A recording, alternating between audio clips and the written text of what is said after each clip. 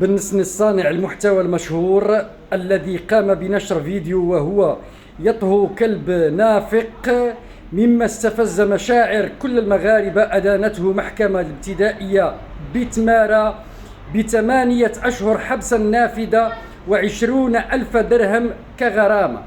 ونتمنى متابعة وملاحقة رؤساء الجماعات الذين تورطوا في الممارسات ونهب الأموال العمومية، وأن يتم القضاء المغربي الزجر في هؤلاء المتورطين في قضايا الفساد المالي.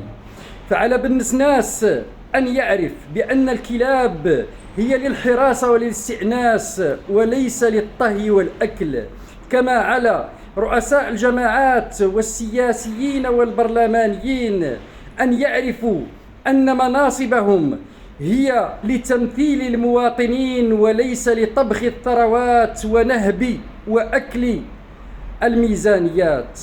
ونحن نقترب بأسابيع قليلة من الانتخابات.